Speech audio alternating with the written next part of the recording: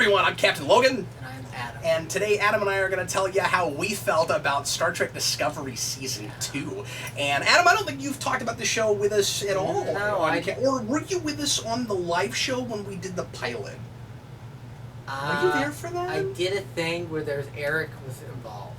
Okay, I think that was that. And, we had Alexi there. Yes. Do you remember that? He came on Okay, so actually Adam there is precedent for Adam talking about Discovery. But you've not been here with us since the very beginning. And talking about Discovery. And I talked a little bit about the beginning of this season when we were still doing the Geekvolution Omnibus, but I've not weighed in again. And we thought we would just do a quick overview and tell you how we felt about kind of the broad strokes this season, and flip our sides and tell you if we're feeling it or not feeling it. Right. So Adam, overall, I'm going to start here. Overall, I think it's a better season than the first season. I also don't think that's saying a lot. Let me just throw that out there. And for folks that haven't heard us talk about Discovery before, I am not a fan of the show. And I think when I was on the video, I was still in the I'm going to be charitable and see where this goes. So was I, because we talked about it right after the third episode, which was quite good. Right, but yeah, that was the one where they're on the derelict spaceship. And when they found the tardigrade. Yes. Yeah. Yes. And we thought it had potential. Yeah. But then it took a sharp turn. Yeah, very quickly.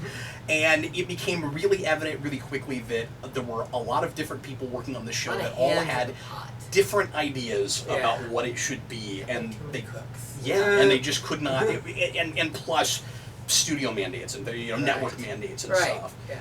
I had high hopes. Or not high hopes, I had higher hopes for this season after I saw the trailer that made it look like it might be a little bit more like Star Trek. It was also, I also was taking that with a grain of salt and trying not to get my hopes too high because it seemed like it was trying to sell it as the thing that it thought that more people really wanted when it didn't deliver on that first season after feedback and stuff, and after it seemed like the studio was kind of, it seemed like, I keep saying studio, it seems like the network, it seems like CBS was the entity that kind of made them go a little bit lighter and start putting an iconography that people were more familiar with. They get the Enterprise in there, get Pike in there and all of that. And I don't know how true that is, but that's the sense I got. Right. And but I thought, if they start trying that kind of stuff and they like it, maybe they'll start to kind of get it better. Right. And but they were sort of, a lot of people said they were trying to sell it more like it's the Orville because that was popular and people are not really caring for Discovery. And then we got into the season and it's tighter and it seems to have a little bit of a better sense of where it's going, and it is lighter most certainly, but it feels like the same show. It did, yeah. And in my sense of how I felt about it, kind of was higher when it initially started, but then it kind of, as the season progressed, went down. Where they went with some of those storylines and stuff. I'll say for me it went like this. It did. It went back up for you again? A little bit, yeah. It started to get a little more episodic. And when the season would focus on one thing in an episode and kind of just try to deliver a story, even as it progressed the larger narrative forward, those were better. Right. And I thought the going back to Saru's home planet episode was maybe the best episode this season. Right. That felt like a Star Trek episode. It did, yeah. And I liked the twist in that. Right. And it felt like, it didn't feel like a twist for the sake of a twist. Like it was more thought provoking than a lot of other things that have been in the show, and it felt like genuine Star Trek. Right. And you're going to hear me say this a lot. My biggest issue with the show continues to be it's not authentic. It doesn't feel like these people really want to make Star Trek. It feels like they have that license, and they started from a let's make a dark sci-fi show, please, and now they're being forced into a box of let's make something for the diehard fans. You know why? Because we realized if anyone is watching the show, it's only them, and not even all of them. So, I mean, it felt desperate, a lot of the season to me. Right, yeah. Yeah, it did, like you said, it felt earlier, when we were talking about it earlier, it felt like they were definitely backpedaling on a lot of things to try to, overcorrect. Oh yeah, it felt like course correction this season. Yes. And it felt like damage control this season. Yes. So, when you get to the end of the season, let's jump around a little bit. I think this is going to be my biggest point, so I want to go ahead and make it really quick. When you get to the end of the season, it feels like the show is finally about to start. Right. It's like, what the heck was these last 2 seasons for? But yeah, about and then the whole Well, do you want to talk about the ending first? We will wait. Yeah, and we will do full spoilers here. So just so everybody knows, what I like to do when we're doing spoilers on how we felt about is to go ahead and do a sign flip. So like, just I guess before we get to all of that stuff, why don't you go ahead and because I've talked quite a bit. Why don't you go ahead and just give us like broad strokes. Did you enjoy much about the season at all? Like, I enjoyed. There are definitely elements I enjoyed more. Certain elements. The overall, maybe I enjoyed it slightly more than last season. I thought that Anson Mount did a great job as Pike. I think so too. I thought that I liked, like you said, some of the more episodic stuff. I liked that episode with Saru. I liked the episode with what was it called? The people that had been taken during World War III. Oh yeah. Wait, is that the one with the church? Yeah, that felt a little more Star Trek, a little more original series kind of. I liked that idea before I liked the execution. Right. As a concept. But I thought the guy that ran the place was really good. Yeah. The black guy. Yeah. I thought he was really good. Right. And I kind of wish we could see that guy again because I thought he was excellent. But yeah. Tara Lisi. That's what it was. Yes. Yeah. Wow. Well done. I can't believe you remember that. Yeah. I'm with you. I think if I have to throw out a best thing before we get to spoilers, it's Pike. Right. It's the acting for Pike. Again, before some of the execution, because especially toward the end of the season, but this started honestly in that that religion episode. I felt like he got to be a little bit too much about trying to figure out what his destiny was. And I mean, everybody talks in kind of like weird ethereal platitudes in the show, and they start to sound more like mouthpieces for ideas before their characters that really get to a place. But Pike got sappy. He did, and like the whole thing with where he picked up the time crystal and it showed his future. We'll get to all that. Yeah, we'll get to all that. Okay, why don't we go ahead and just go to spoiler territory? This is rough, and I feel bad about it. I'm having a hard time throwing out even positives without just going to. But then this is a dumb thing. Yes. But then this is silly. There's caveats to everything.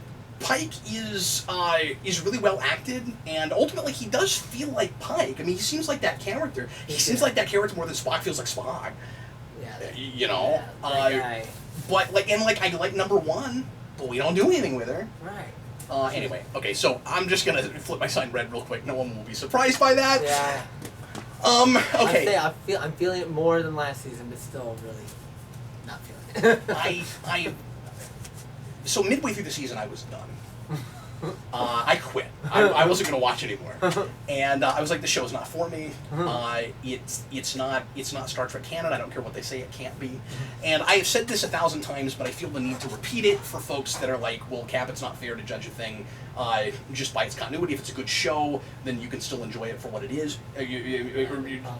Absolutely, but it's also not a good show. So I don't want anybody, as long that's the most important thing. If they can,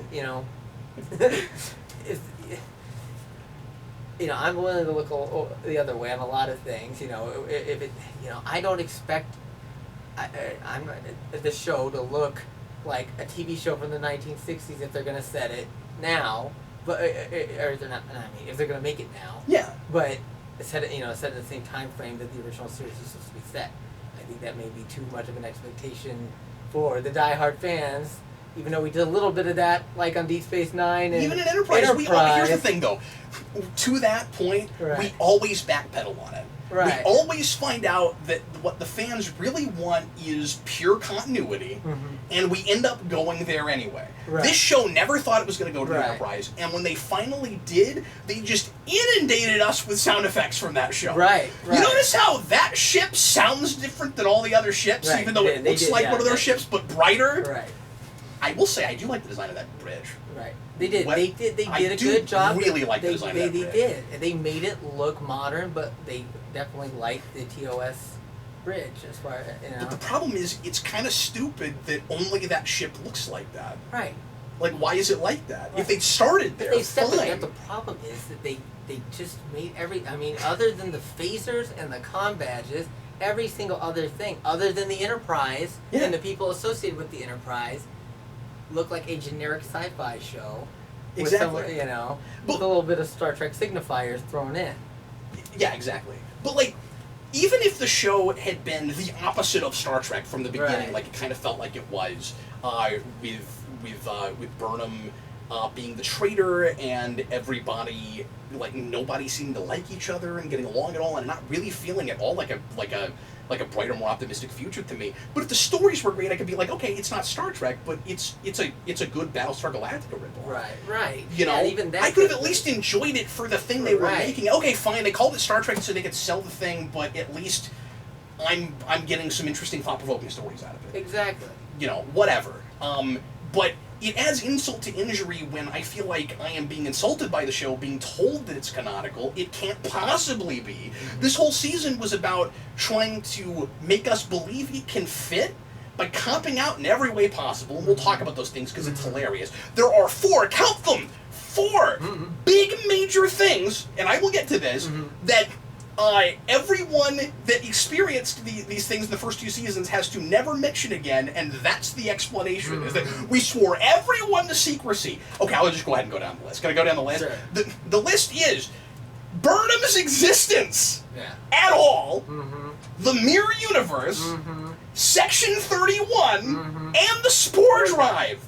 All 4 of these things. And They did what they did on the Simpsons episode with Principal Skinner's backstory. that's exactly what they did. And nobody shall ever mention this again under penalty of murder. Yay! Here's what's weird. I've heard, and I'm not trying to throw shade at anybody. And if you enjoy the show and you love it, more power to you. I don't, but I have heard a lot of people. I'm going to say this as respectfully as I can. That really liked this show.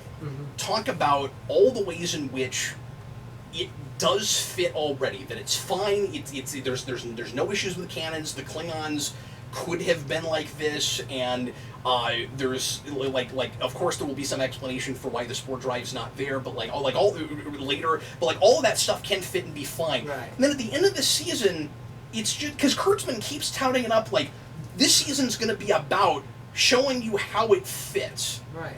And his way of doing that is to just write everything out and then start over. Right.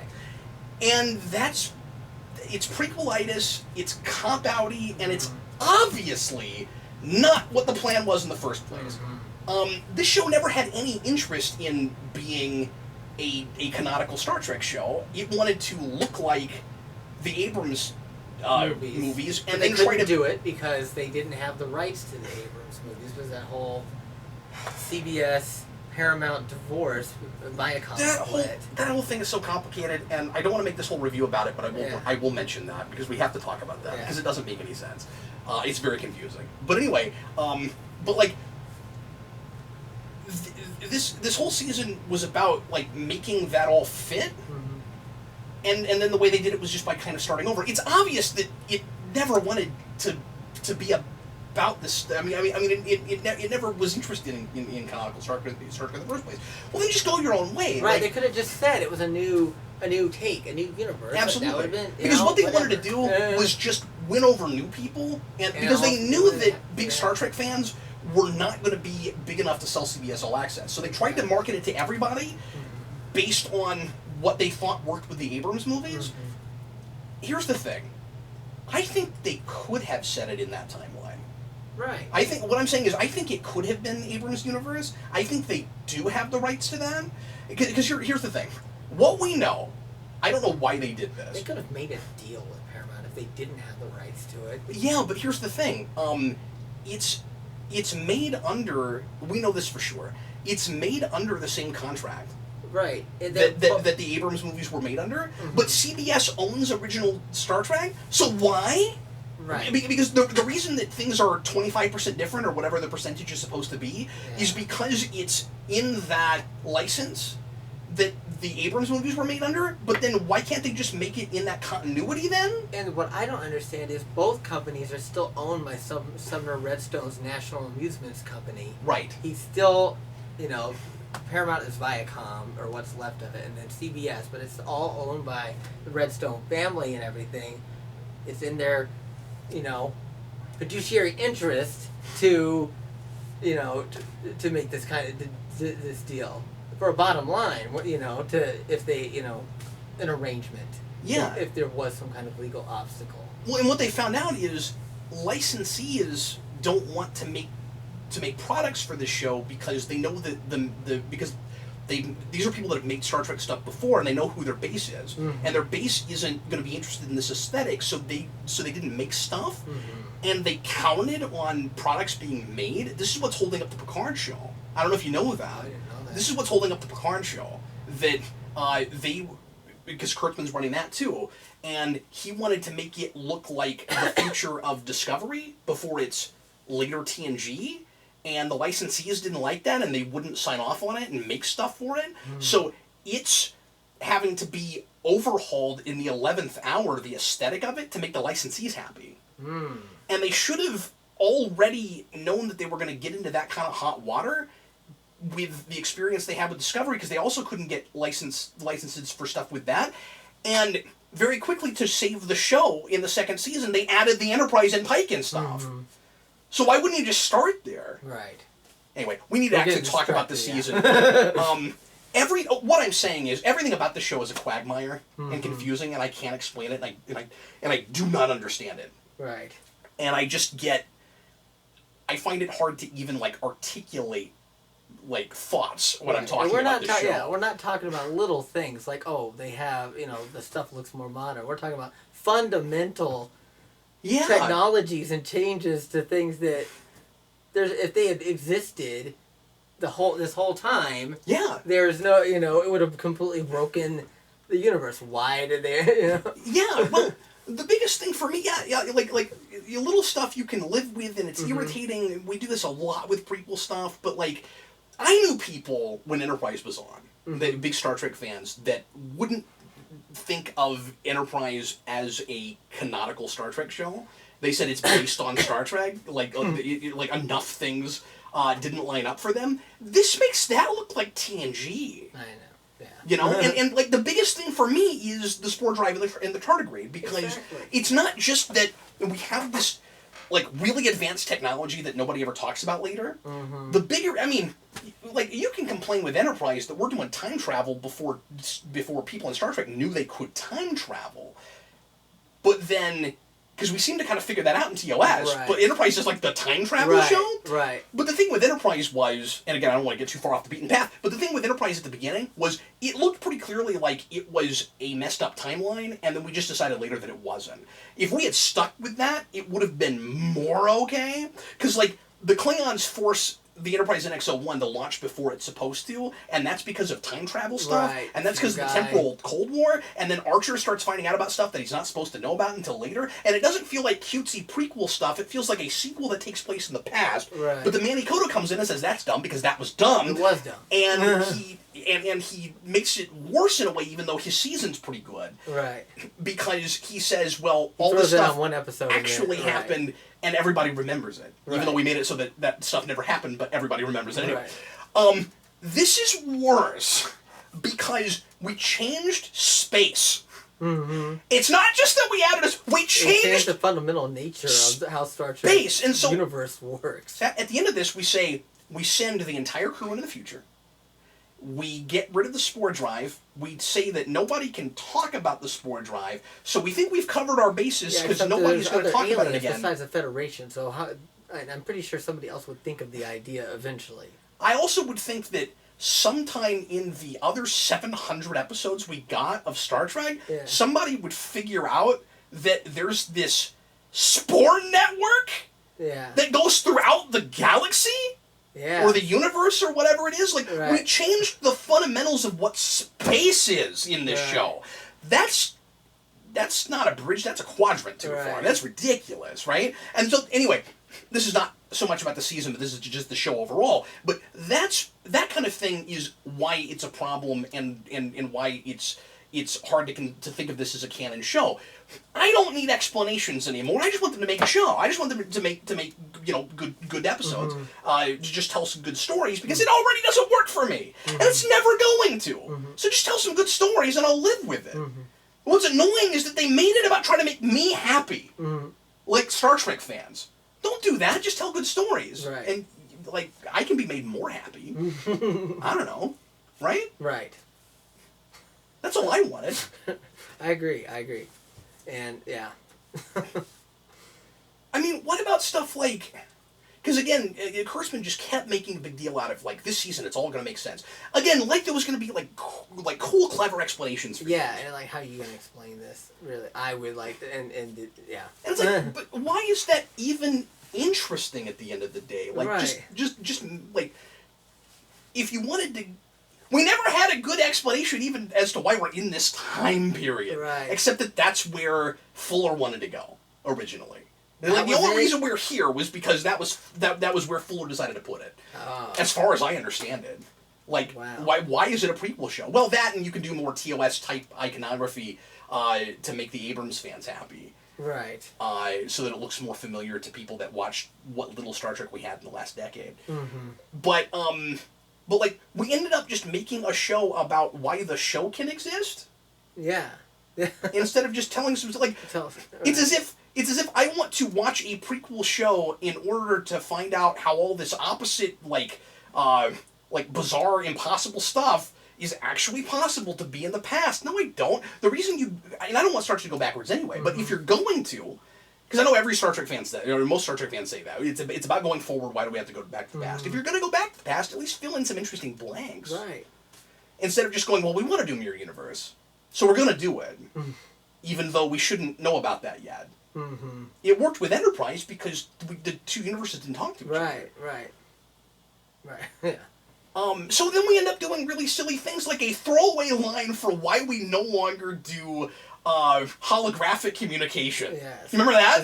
What was it? It caused a problem or something, or what? I don't remember exactly what it was. It was some kind of technical thing, and then he just goes very quickly. I can't remember who it was. Was it the Admiral or Pike? Who's like, I took it out. We're just never going to use this again. Yeah. And like he says that he's like and nobody's going to use this ever again. It's like, oh, all right. That's a good explanation. So then we just we developed the technology by DS9, and this is why, again, I don't mean to be a broken record, but like I don't need explanations. I just want stories at this point. You've already botched it. Right. It's already dumb. Yeah. You know, like my main issue with the Klingons wasn't that they didn't have hair. Right. It's that you made them boring. That was a fucking problem. You know what? I don't mind a little bit. Like Enterprise. I thought that was interesting, the whole thing with their different casts of Klingons and stuff, and how somehow the warrior cast eventually became the dominant one, and that's all the Klingons we know about, and it kind of explained how the Klingon society could evolve with everybody being kind of a meathead, Right. But so that's all interesting little retcon, but. At least, keep them interesting. At least that's the problem. That's the problem I have with the Klingons. It's just like, oh my god, how much longer are we gonna have to watch of them talking and with the subtitles and the dialogue. And they stopped doing it as much this season, and they thought that would fix it. Yeah. Like, I guess they sort of looked a little bit more like Klingons, but they were still like so stilted and. Again, if the whole season is I'm being somewhat hyperbolic when I say that, because I mean, we have a whole time travel story that we haven't even talked about yet with the Red Angel and all of that, and we'll get to that. But with Adam's like, I don't want to, but we can't. But like at the end of that, especially sending the ship into the future, which was done in an extremely contrived way. Getting the entire crew in the future so that none of them will be here anymore, so that all of this will make sense and appease the Star Trek fans, except you've still got a female chancellor in the Klingon Empire, and I don't get that. Like, there are all kinds of just, still, smaller than that, not straight up little things, but still comparatively little things where it's like, no, you can't fix it, so don't try. Like, did the no female chancellor rule happen like 100 years later? Did they get less progressive? Is that what happened? I don't know. When did they mention no female chancellors? I'm trying to even remember. That's TNG.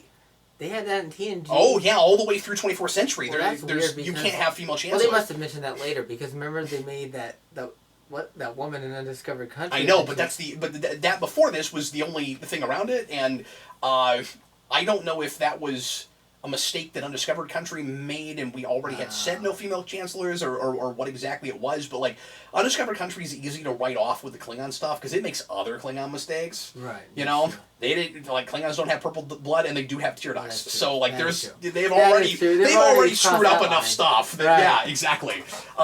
But like it's a major plot point in TNG that yeah, and so I don't know when you have things like that. You're not gonna appease me on the continuity thing, so don't bother. Yeah. I think the most embarrassing thing this season is the cage thing. Yeah. I thought that was embarrassing. Not the way they handled going back to Talos 4 necessarily. Some of that I liked okay actually. Yeah. Some of that was fine. I didn't like that the Telosians are not remotely menacing anymore. Like I get that they're not messing with the humans that go there, but they kind of just like stand around and look impotent. Right. I didn't really like that. Yeah. But there's no discussion whatsoever, if memory serves. I mean, I don't remember seeing anything. There's no discussion about how their race is dying and why they brought Pike there in the first place. Right. And if you haven't seen the cage in a while, you'll be sort of lost and won't even remember why they did the things they did to Pike. And yet that episode opens, and this is the embarrassing part, with a really silly, cutesy clip show that watches like a like a DVD trailer, like a DVD trailer, or like a VHS trailer, even with those really silly transitions and stuff. It's cutesy and it's obnoxious, and the reason I hated it with a burning passion of 100 suns is because you can't try to pretend like exactly what was delivered in the cage is canonical with this show, with how much you're reinventing both visually and story-wise. You can't convince me that is that Spock. All you have to do is just have Pike talk about those events and just change them a little bit for the sake of your show. We already do that kind of stuff. Right. I had no problem with them going back to the cage. And in fact, I was going to mention this earlier. This is the reason I came back to the show. I said I had quit. I was done. I was too curious about that. What episode was it that made you quit in the first place? I'm trying to remember. I'm trying to remember what came before that. It was the one. Well, and I think that the cage episode is even 3 or 4 after where I dropped off. But I had heard about that. I kept getting spoilers for things that sounded like more real Star Trek things, and I was like, I guess I have to watch this because I want to experience it, because I'm going to want to talk about it probably. So I finally watched it. And I binged like 7 episodes in 2 days, which was a mistake with the show, because my brain did not thank me. But anyway, so I want to say I dropped off just before Spock. I want to say like the episode before Spock is finally introduced. Okay. So before we even know what the Red Angel is. Was that Tilly in the Spore world and trying to get the Doctor back and stuff episode? I think maybe that's what it is. I forget. Okay. Yeah. But yeah. So. So what did you think of the cage stuff? Yeah, I was. Yeah, I thought the opening was just like, it didn't drive me crazy, but I was just like, yeah, I can't take it seriously. Yeah, I was like, that's a little much here. But if the show thinks it has to completely reinvent that aesthetic, right? Again, it feels like the same show as first season, but it knows it's not working. Right. So it's overcompensation. Right. And so I was embarrassed for it. Right. And then as far as and they make the Telosians look different. Yeah. And so, which again, I don't really have a problem with. Right. But don't show me the cage and pretend like it's it works with the show. Right. I just think that was a very, very strange choice. Yeah. I could not get on board with that.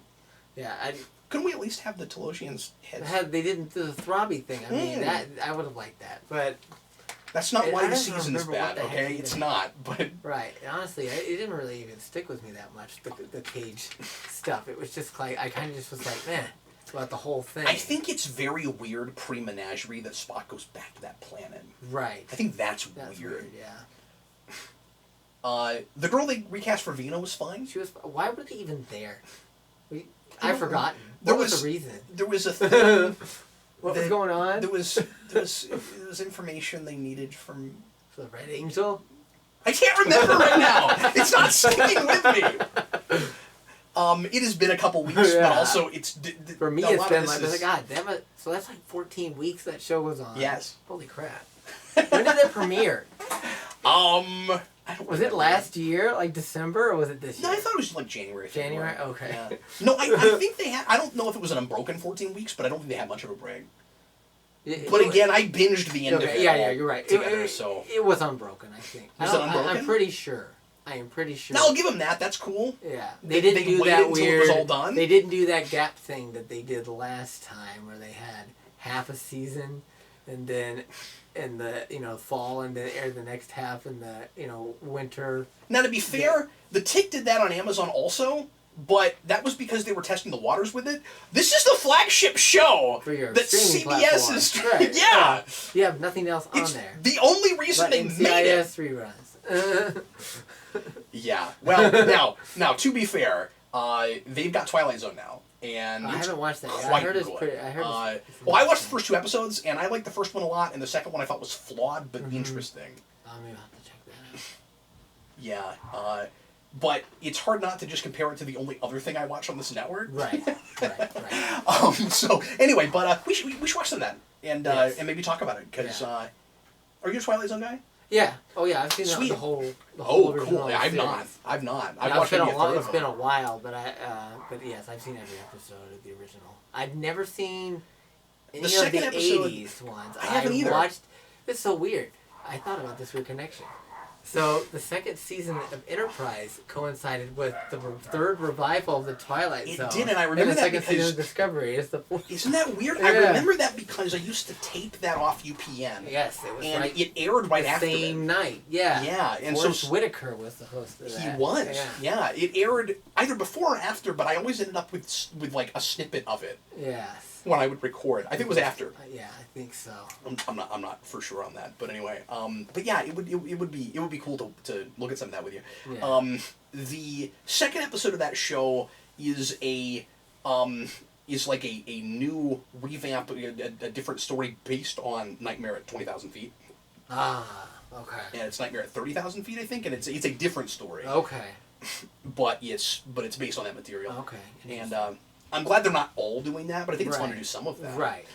Some callbacks. I mean, they did that whole movie that was like that with the Twilight Zone, the movie. Yeah, which I have seen, but it's been forever. And it had dark production history, if you've ever read it. Oh, really? We'll have to talk about that as well. Yeah, I'll have to tell you about Okay, that. Yes. anyway, let's get back to Discovery Season 2. So I said that this is a little tighter and it felt a little bit more like we knew where we were going through it. And I stand by that for the most part. The 7 signals thing is weird. It was weird because I didn't understand. So it was Burnham the whole time that did the signals. Uh-huh. Then what did the mom do? She saved her daughter a bunch of times. Okay, so she had And been other doing it people. too. Two people in two she was suits. saving people. Okay, but she the did actual the whole Tara Elysium lights thing, but Burnham was the light. She was the lights because she realizes in the moment, well, the lights didn't happen. I gotta go back. And I gotta go back and make them happen. Here's the thing: Star Trek time travel doesn't usually work like that, where the thing that you made happen always happen. We usually pave over a timeline. We really have our cake and eat it with that. It seems like this show is doing both. But I thought the signals were weird because it felt initially like a video game plot, where it was like, this season we're going to go find out what all these signals are about. We got 14 episodes, we got 7 lights, so every couple episodes we'll figure out what one is, right? We only got through 4 by the end of the second to last episode, and we were like, we got 3 more left. What's that going to be? Oh, it's Burnham who goes and lights them all. That felt more afterthoughty to me. I'm actually not sure they knew what the lights were until toward the end. I'm not totally sure, but isn't that a little like counterintuitive that the lights wouldn't just be like? It's a weird mystery, and I think the season is full of bad mystery plots of like things that we either make into a mystery that end up not being that interesting and don't have a great payoff, and I don't know why they're a mystery in the first place, or something like this where it's like, the answer is going to be given to us really fast and at the same time as we figure out what they are in the first one. I don't know. It was right. Yeah, and I don't know. Maybe I just wasn't paying that good of attention to it too, because there were a lot of things that I just didn't understand, like the whole when they tried to blow up the Enterprise and it couldn't blow up. Yeah, what was that about? For it, I thought like Control had infiltrated the computer or something. Oh, we gotta talk about Control too. Yeah. But yeah, I don't understand why it didn't work. And then like, oh, okay, so we gotta fly this to the future now. Why can't you just fly it into the sun? Or do something, there are other ways to get rid of this.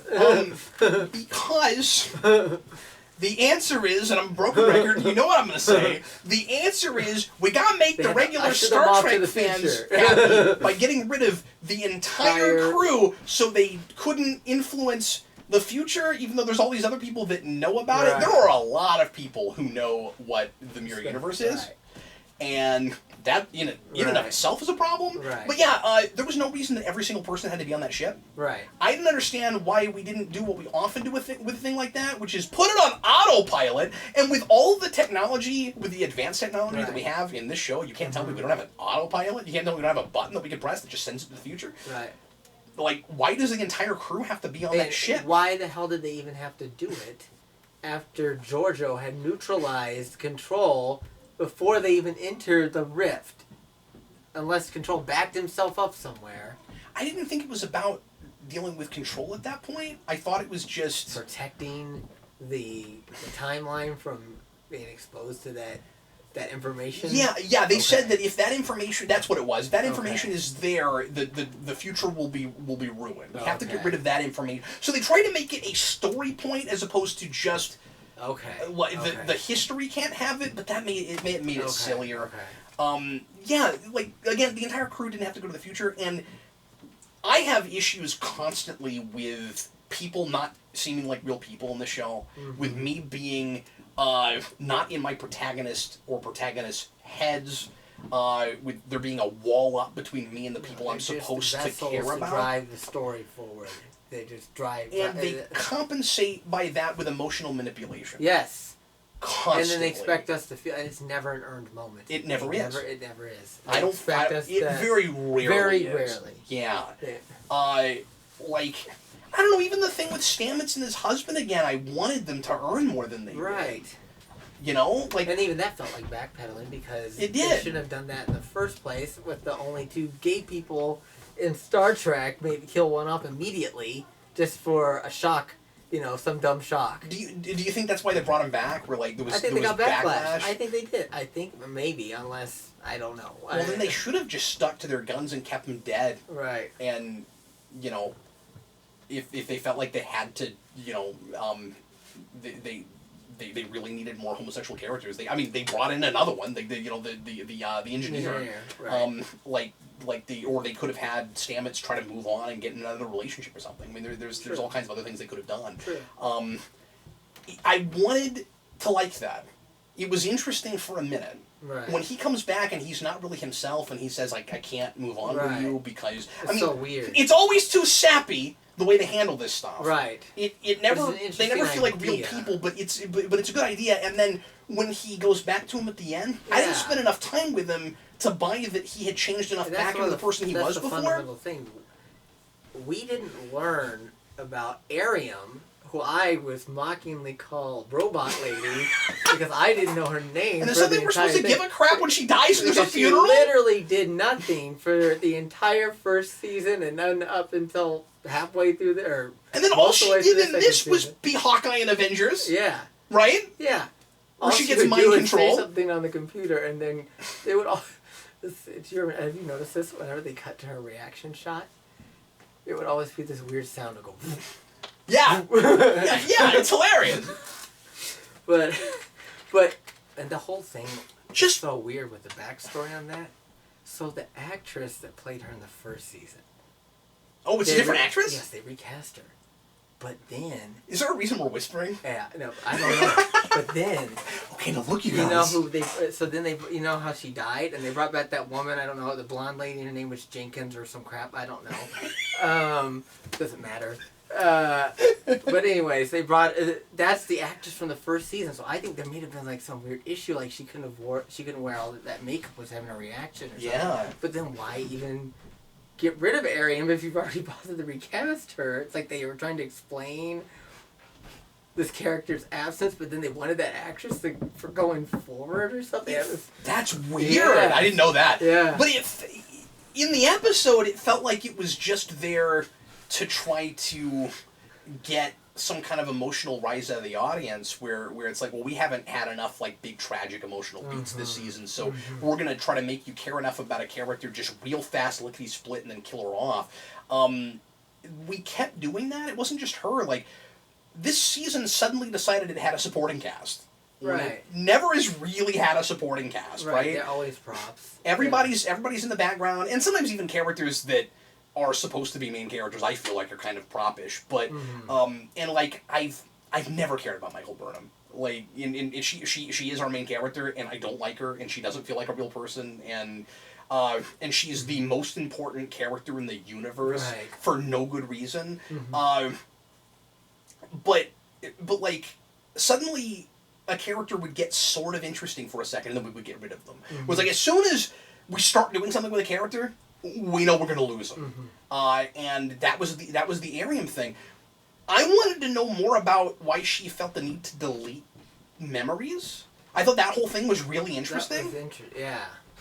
And I wanted to live with this character for a while. And then we started doing stuff that I was wishing we would do more in first season. We started having some downtime with characters. Right. Yeah, we got little snippets of their interactions. It always felt token. It did.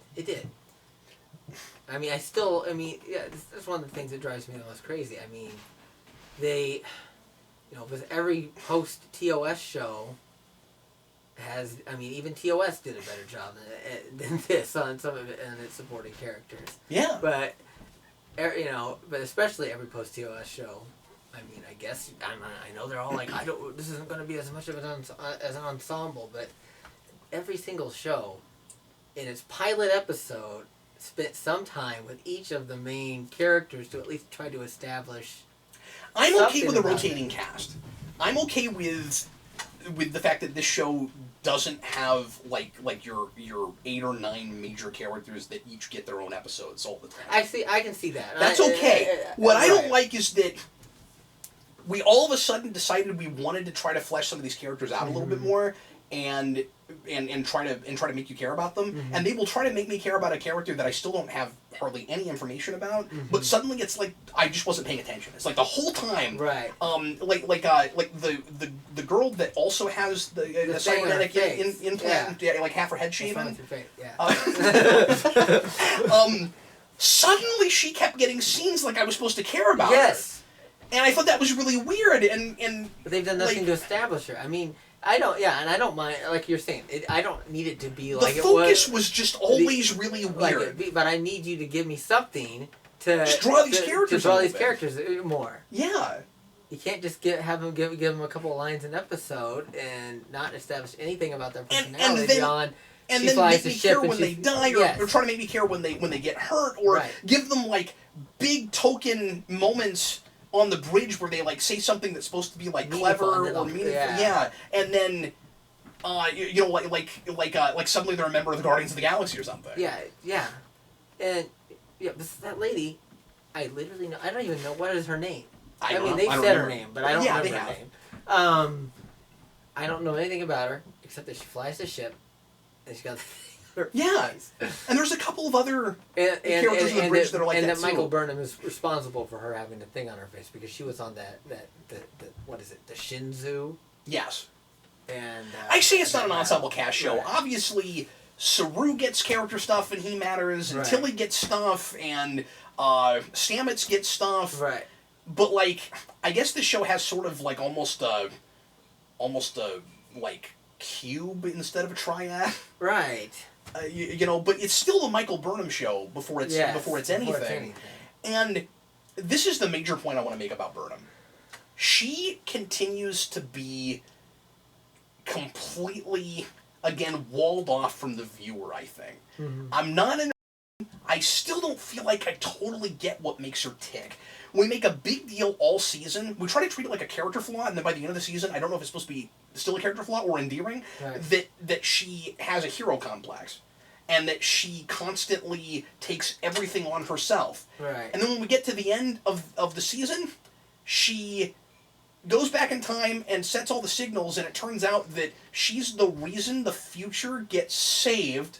From the very beginning, she was one of the two Red Angels, and the other one was her mother. And so, like at the very least, this lineage is the most important thing in the galaxy. Right. And she was supposed to be grappling with having a hero complex, and at the end of the day, it turns out she's right. She was right the whole time. Yeah. Okay, so she still is perfect. Right. For a while, I was kind of excited because it felt like this was a character that might be finally going through like some moral quandaries and some emotional conflict, and maybe she wasn't perfect. Nope, she's still perfect. There's nothing wrong with her. Yeah. She's always right at the end of the day, even when Right. she's not. It drives me insane. And the big thing that walls her off from the audience is that she knows things we don't. And if she is the protagonist, if she's the character we're supposed to relate to, she shouldn't have these big bombshells that she knows for episodes and episodes just to tease the viewer. This is the other big mystery that I think is nonsense. We make a big mystery out of what she did to Spock when they were kids. Yeah. And it's nothing! It's nothing. She did what John Lithgow does in Harry and the Hendersons. Where, get out of here! Go! And there's not necessarily anything wrong with that backstory. Yeah. It's the way it's delivered to us. There was a fan theory. Alexi was positive this is what it was going to turn out to be. He was positive. And he was freaking out. I was like, Alexi, we haven't even been told this yet. He's like, it's what it's going to be. You just wait. Alexi, that's not what it was, but I see why you thought they might, because this show will do anything. Right. I could see why he thought they might go there. First season, they might have done this because they were all about making like super dark Star Trek and trying to like push the envelopes of that and just kind of shock you. There's a lot of shock factor stuff in the first season, like making the Klingons cannibals and stuff. Yeah.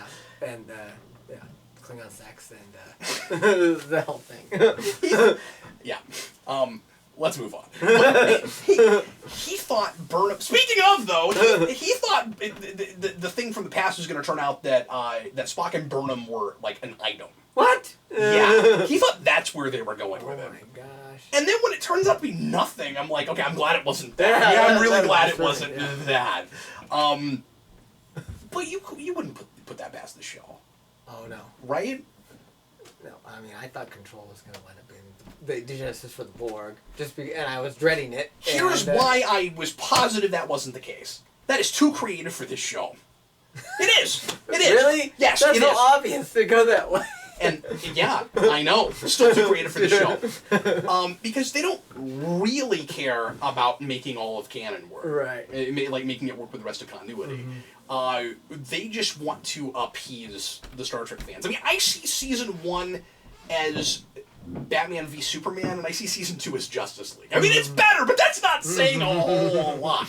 And they still don't completely fully understand why it wasn't working in the first place. You see what I'm saying? I mean, I think those are very analogous things. Right. But I saw this. I watched this video where this guy broke down, and he was positive that Control was going to be was going to be the genesis for the board, and he broke this whole thing down where he's talking about regeneration from Enterprise, and he thought that the Borg from that were going to turn out to have been the genesis for Control and all of that. It makes too much sense for this show, and it would be actually caring about the canon that is there in the first place if this is indeed in canon, which, by the way, I just don't think it's even legally possible if they are working with the same license that the movies were under. Right. You see what I'm saying? So, like, they keep telling us that it is in continuity, but, like, I don't even think legally it can be if it is under that license. My source for this is Midnight's Edge, and I don't always completely know how far to trust them because they don't always fully cite sources, but they are positive that it's under that license. They just can't tell us why. Right. And so, grain of salt, that's my source. But if they're right about it, this is all very confusing. And what I'm saying is, even if they want to keep saying that, like, oh, look, now it fits because we sent the ship to the future, they weren't going to make a sequel to an Enterprise episode. Although they made a sequel to The Cage. Yeah. So maybe.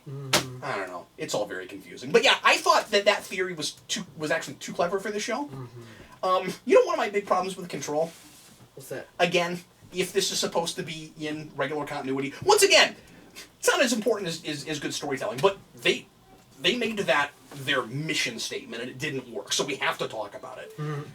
Control before the M5? Right. Yeah, I mean...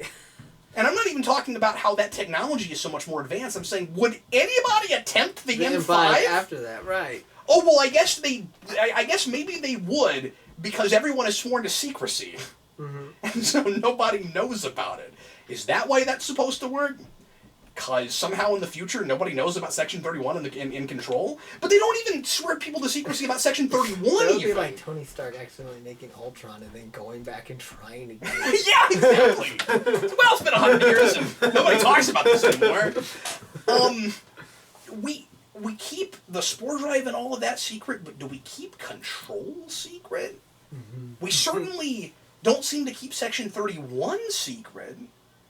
And that's the thing is, was it the mission statement of this season from the very beginning to try to fit better with the rest of Star Trek? Because you open with everyone knows what Section 31 is. I mean, you already had that to some degree in first season, but it's way worse here. Me insane.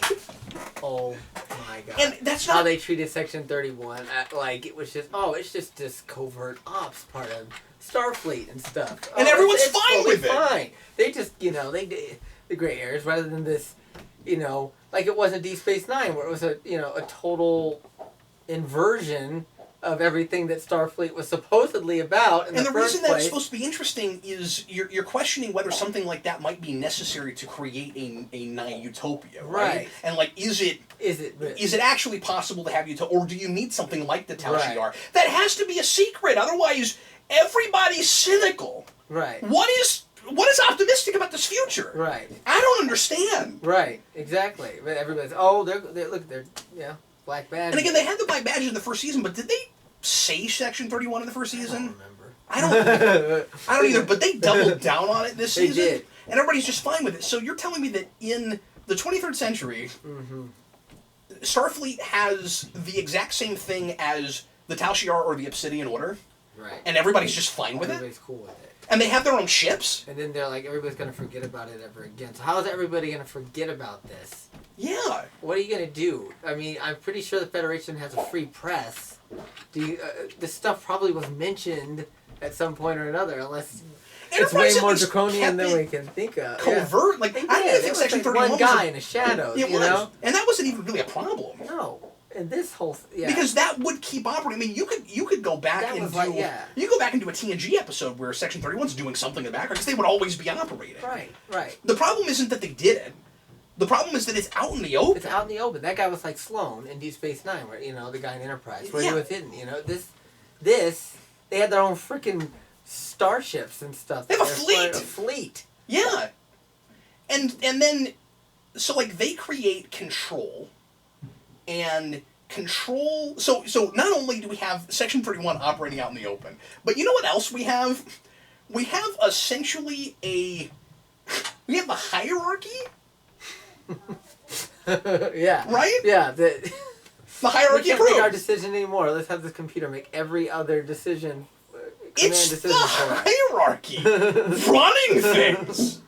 And they're like, well, we make most of the decisions, but like, at the end of the day, a human being decides, but we start with this computer, and I'm like, wow. Like, I think you could do that story, like, in the future, but I don't know how to start with it. Right. I mean, to have that this early is weird. Right. But even forgetting the canonical issues, because I don't mean to make everything about that, it's... Right, because... At the end of the day, it doesn't feel like anybody learned anything. It was just like, well, we've got to rethink what Section 31 is, but that's all they say. And then they put the Ash Tyler in charge of it, the guy who is just there at this point for some reason. I don't even know why. I still don't understand what he is. Was he a Klingon? Or was he a human? I don't even know. He's a mixture of both of them, and I don't know which of them actually existed in the first place. Yeah, I don't I'm pretty either. sure I have no both idea. the Klingon was a real Klingon. I think it was because they showed him in the pilot, so and he I'm must have been... not sure about what exactly They Ash did the Tyler... Ash Tyler, like, and they did Was- some crazy stuff where they put the well... Okay, we're already at almost an Yeah. hour, and I had not planned on talking about this long, but this always happens, and, Yeah. and this show's crazy. So let's just cover a few more bullet points really quick. Another thing with Michael Burnham that is really silly, and this is the other big mystery, is, oh, what is the Red Angel? Mm-hmm. It's your mom. It's you. Bait and switch, it's your mom. It's also still you. Right. All right. Is that like... Are those compelling plot twists to anybody, or does it feel like we're just writing to big shock moments? Right. Yes. Everything has to be this. Yeah, a twist or a big moment on this show. I like that the Red Angel wasn't a bad guy. Yeah, that is true. Because a lot of people thought that it was going to be like this season's Thanos or something. I'm glad that it was, like, Red Letter Media said that. He was, he was like, oh, you know, of course we're going to do the Red Angel because Thanos is big right now. That's not what it was ultimately, and so I'll give him that. It did feel sort of like a Star Trek thing. Yeah, and you know, this is another technology that we're going to have to forget about. The time suits that. Then we're also going to have to forget that there are time crystals, which do not seem to be... This is the dumbest name. It's the dumbest time thing! Crystals. Oh, and that's what Borath was for? Yeah. You remember Borath? Yeah. You know what Borath is? Yeah, it's the whole cloning Kalas thing. Yes. Or Kalish. Look, I know that's how it's actually pronounced in Klingon, but it just sounds really silly when they say it. I'm sorry. Like, we have to go to It Karnash. just sounds like they can't talk because their makeup is too... We got big teeth in our mouth. We gotta go back to Karnash. Karnosh. You do it better than I do. Adam speaks better Klingon than I do. Karnash. Karnosh. But anyway,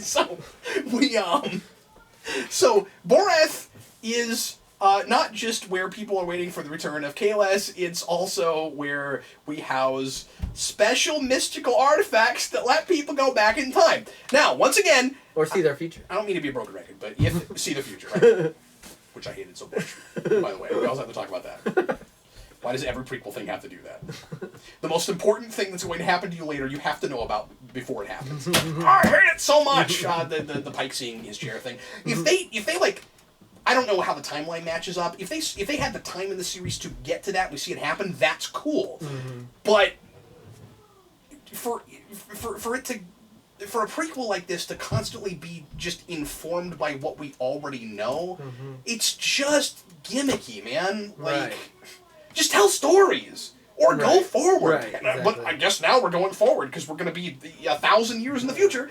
And that sounds like a premise for your show. That's the thing. It's 2 seasons in, we got the premise of the show now. Right. We're finally going to start the show. Right. And now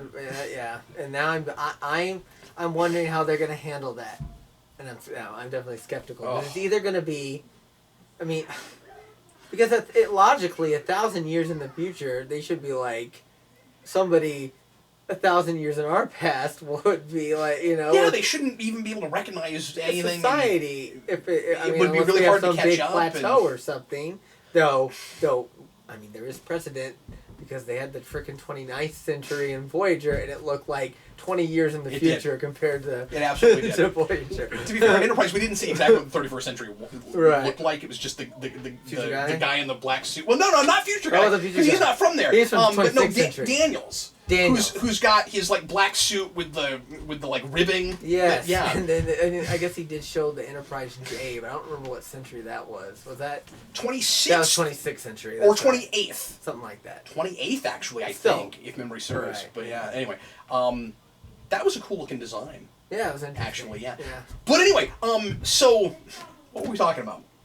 How that's gonna work in the future. So if it's either that, or it's going to be some crap where it's going to be basically... maybe it'll be like Voyager, but in the future. Or that show Andromeda. Yes. Where the Federation doesn't exist anymore, and they're the only ones that have to remember it, and they have to rebuild it.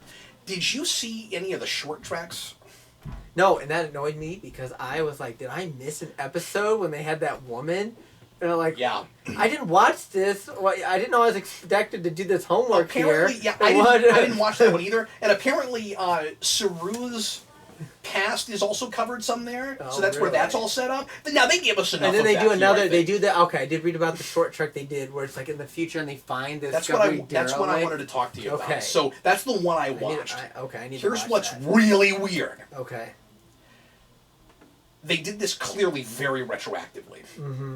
They sent that was a payoff for what happens in that short trek. Because the discovery in the short track is said to be 1,000 years in the future. Wow. So there's this guy that finds it, and then falls in love with the computer, and the computer becomes like sentient, and he falls in love with it, but the ship is empty and derelict, and like everybody died or something. But it is only 50 years past where we apparently are at the end of this. Here's what's so weird about it, okay? It's clearly an afterthought. And I'm not saying that that's necessarily a bad thing. It could be kind of clever that they did that. I mean that you do a thing like that where somebody writes a thing that was completely unconnected to your season, and then you said, well, let's connect it up. We have a clever way to do that. But I do think this is just really weird and interesting, and I wonder... Because at the end of the day, the series is going to have to end with everyone being somewhere else but on that ship. Right, they're going to just abandon the ship and it becomes a derelict in space. Yeah, like that's how the show has to end. Right. So... Sorry, other things keep coming to my head that I want to say that I meant to say earlier. Real quick, let me put a pin in this. Like, Discovery was always intended to be a warship, basically, because we make a big deal out of how Pike wasn't in the war because they wanted to make sure that the best of them wasn't corrupted by war. And you remember that? Right, yeah. Remember that whole thing? So Discovery, a ship called Discovery, was always intended to be a warship. Right. Unless it wasn't, and we only did that with Pike because they wanted to make him like the token embodiment of what the Federation stands for. It's like what they did with Picard during the Dominion War. Well, we never saw that. Okay, so anyway, that's an aside. Okay.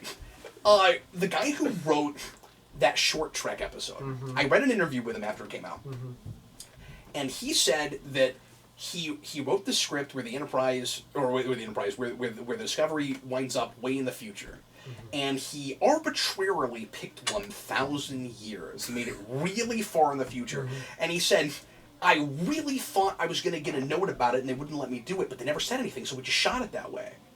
And then it's the end of the season! Wow. Isn't that bizarre? He's like, I didn't know they were actually going to do something with this. He's like, wow, I accidentally created the most important thing in Discovery. So it will be interesting to see what it is moving forward, because now that you can do whatever it wants to, it has the potential to be great, but I don't think with the staff. Sorry. Right. Yeah, unless it was all those other showrunners the whole time, and Kurtzman that they got rid of is going to be the genius, to right the ship. Yet, with his track record, I think his name was on a script or two. And yeah, none of them were any better than any of the other scripts, really. So, right. I wanted to mention real quick. This is the last thing I'll say. There's a we didn't really talk about Spock at all. Right.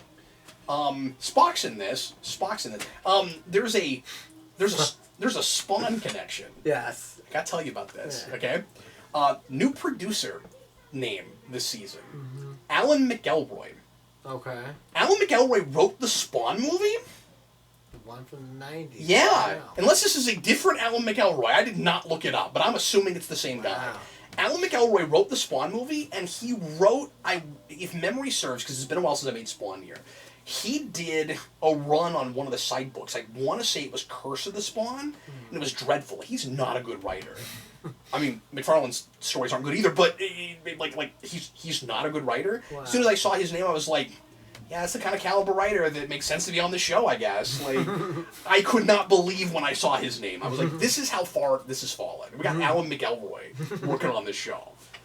One of the 20 producers that they listed in the credit sequence, where they do they still have Nick Meyer's name listed in the credits? No, they took it down. He got fired. They took it down. Yeah. Okay. And he never wrote a script. They had him listed as consulting producer, and he never wrote a script. He was supposed to be writing. He never wrote a script. Wow. They never let him do anything. So, finally, what are your thoughts on Spock? And what are your thoughts on the Spock-Burnham, relationship? Yeah, it doesn't really make any sense now. So that's why we're never gonna... James Kirk doesn't know you ever had this half-sister. I mean, he didn't know a cyborg. So I guess that's okay. But yes, it's because everyone is sworn to secrecy and they can't talk about it. But yeah, the Spock, I understand you can't do Leonard Nimoy because only Leonard Nimoy could do Leonard Nimoy. But he didn't even Quinto. feel I still kind of bought him as Spawn. I still bought it. Yeah, and this guy he didn't feel like he didn't feel like Spock at all. I mean, he just kind of felt like a generic Vulcan to me. And at the point where with the emo problem. I didn't even seem all that Vulcan-y to me. With angst. At the point where he felt like an Enterprise era Vulcan.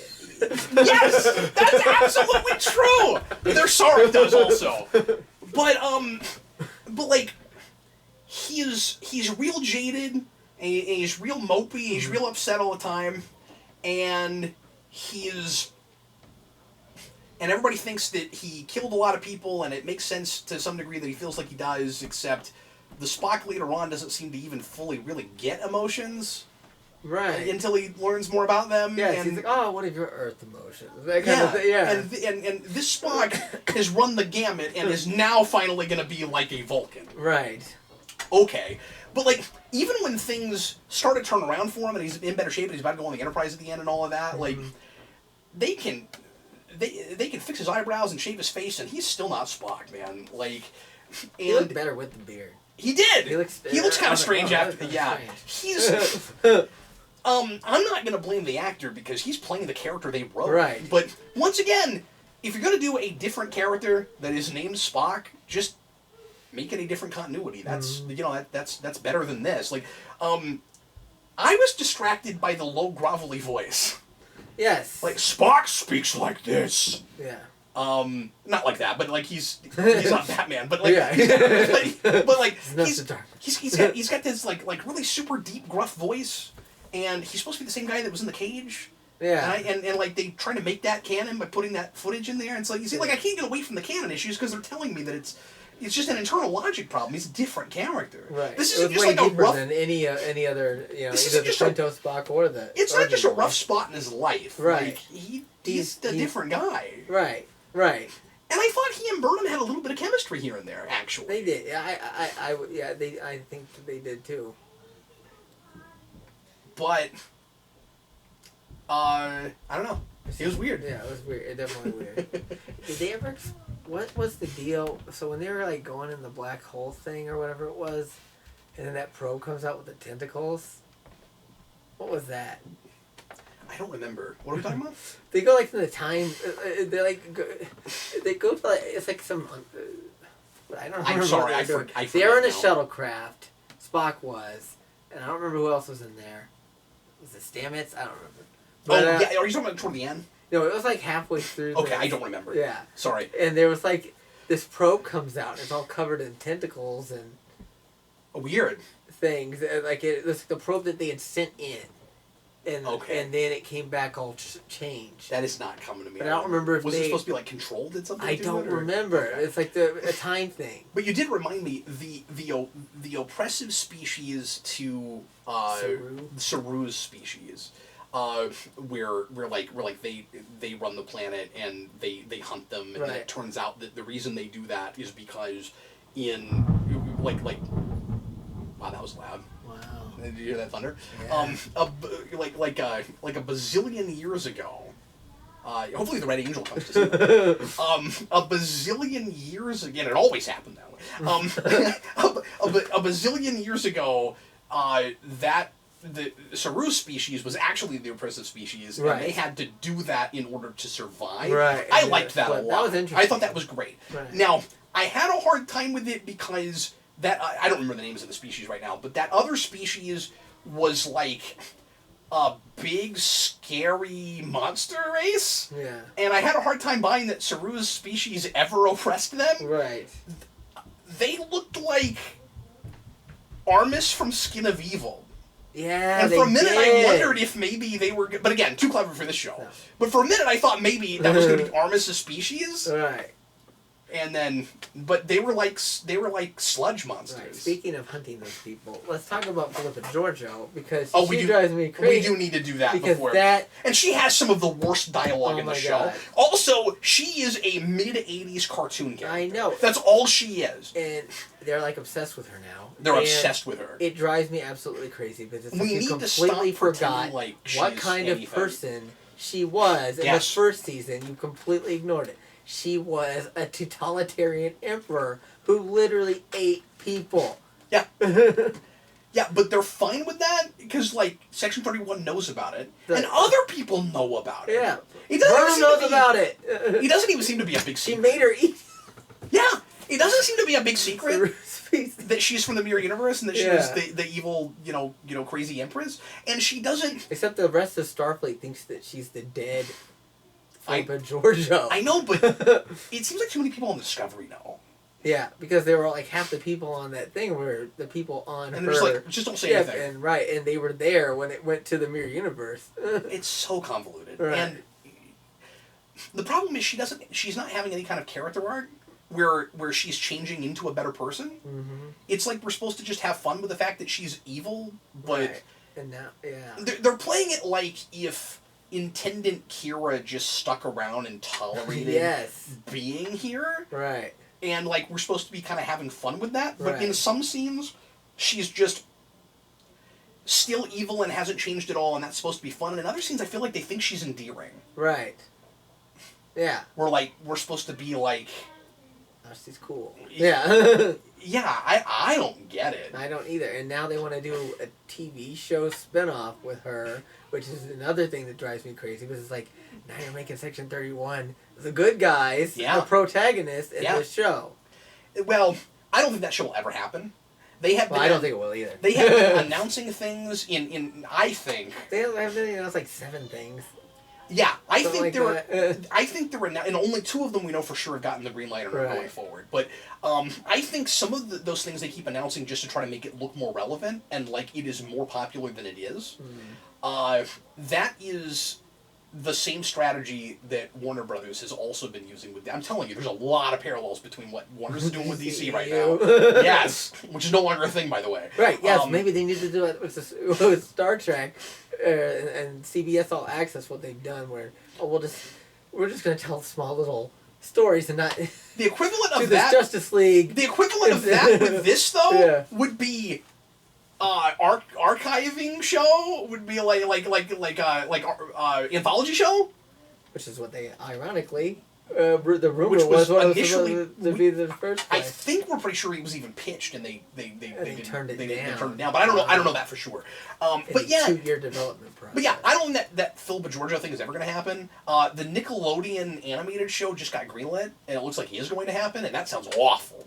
Have you heard about that? What is it? I mean, I've heard that they're going to do it. They finally told us the premise, and it's a group of degenerate teenagers that steal a starship and gallivant around the galaxy. Okay. Who wants to watch that? Like, that sounds awful. Right. So they're not in Starfleet or anything? Yeah, no, it's just some dumb teenagers that steal a starship. Okay.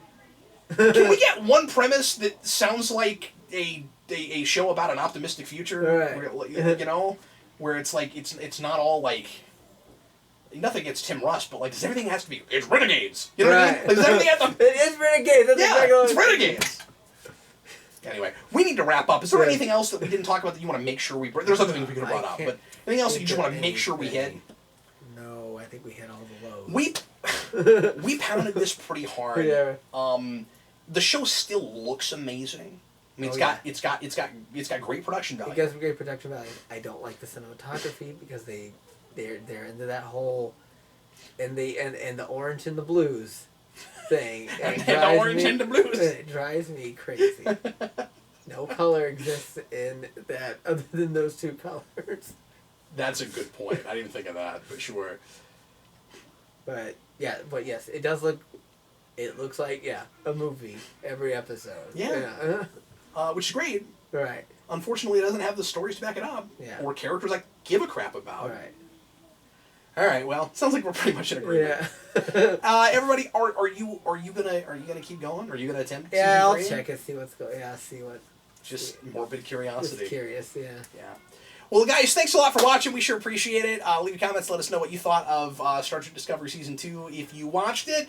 And I'll have Adam back again sometime in the not-too-distant future for another review. If you'll come back, Yes. come back. We'll do something. Thanks again for watching, folks. I'm Captain Logan. And I'm Adam.